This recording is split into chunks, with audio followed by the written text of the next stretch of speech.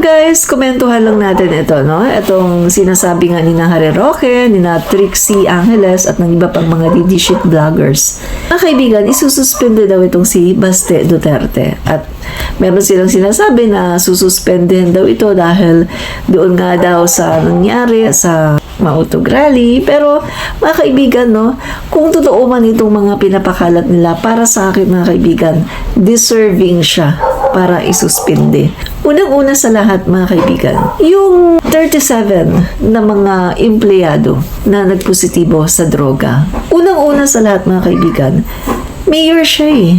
Pagkatapos hindi niya alam na ganyan na pala ang nangyari sa kanyang bakuran. Mga kaibigan, panay ang puna niya sa ating Pangulo Bongbong Marcos, pero yung bakuran niya hindi niya kayang linisin. Guys, para sa akin, negligence to as a mayor. Meron kang intelligence funds. Meron kang mga intelligence. No? Wala bang nakapagsabi sa'yo na ganyan na pala ang mga empleyado mo? Wala bang nakapagsabi sa'yo na mga bangag na pala yan? 37 sila. At take note na random ito, random drug test. Who knows? Baka hindi lang 37 yan. Baka mamaya kamukat-mukat mo, lahat na pala ng mga empleyado mo ay positibo sa droga. At hindi pa natin alam hindi tayo mga kaibigan mag-aakusa dito, pero hindi natin alam. Baka mamaya, hindi lang sila nagpupulburon. Baka mamaya, mga tulak din ang mga yan. Possible, di ba? Kasi, biruin mo, andyan sila. Malamang, baka mamaya, tulak din sila.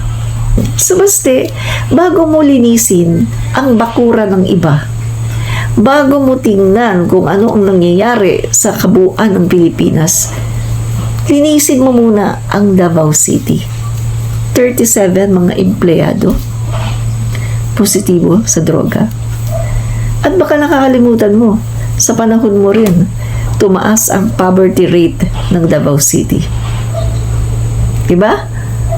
At isa pa isang dahilan din para masuspindi ka para sa akin. Yung ginawa mong war on drugs sa Davao na nagdeklara ka, kinabukasan meron agad tsugi. Alam mo naman di ba ang directive ng Pangulo natin? Ang directive ng Pangulo Bongbong Marcos ay hulihin. Sampahan ng kaso, ikulong, hindi para itsugi. Pagkatapos dadagdag ka pa doon sa ginawa ng tatay mo. Pagkatapos, pag wala ka na sa pagiging mayor, maduduwag ka katulad ng tatay mo, magtatago ka rin. Ang tatapag nyo lang kapag nasa power pa kayo, pero pag wala na, tago.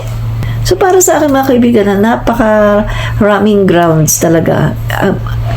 Napakaraming dahilan para talagang masuspindi na yan si Baste Duterte at para talaga maimbestigahan. Mga kaibigan, isuspindi na yan.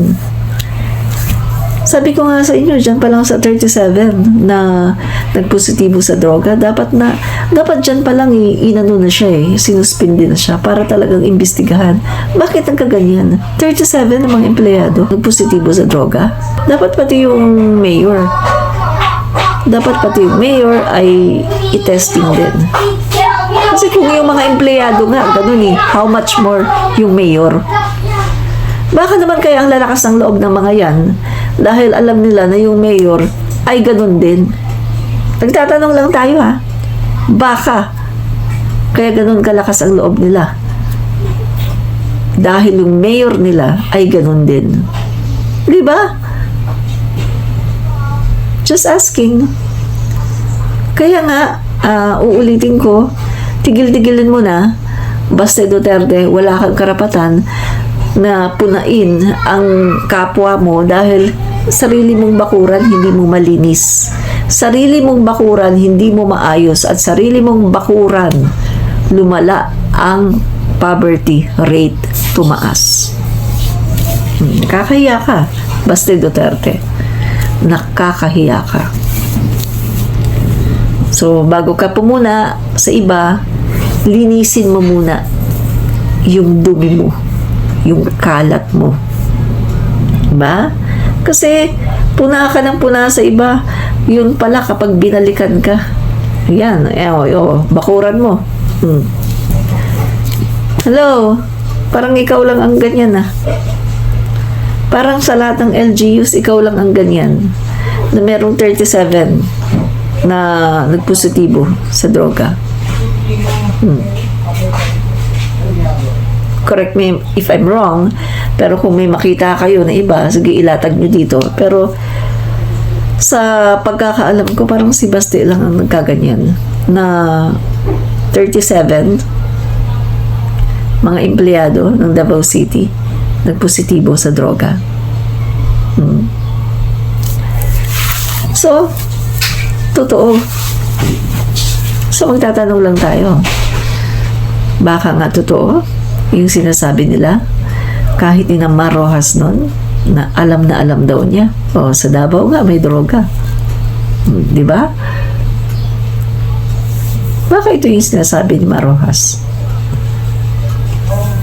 Ba't alam niya? At, baka naman isa rin siya sa parokyano. Baka lang ha, nagtatanong lang. Kasi bakit alam din niya, di ba? So mga kaibigan, yun lang nga, ang ano natin, Basti Duterte, bago mo punahin ang dungis ng iyong kapwa, punahin mo muna, linisin mo muna ang dungis sa iyong mukha. Nakakahiya ka. 37 employees ng Davao City bangag. Baka naman ang mayor ay bangag din. Nagtatanong lang. Peace.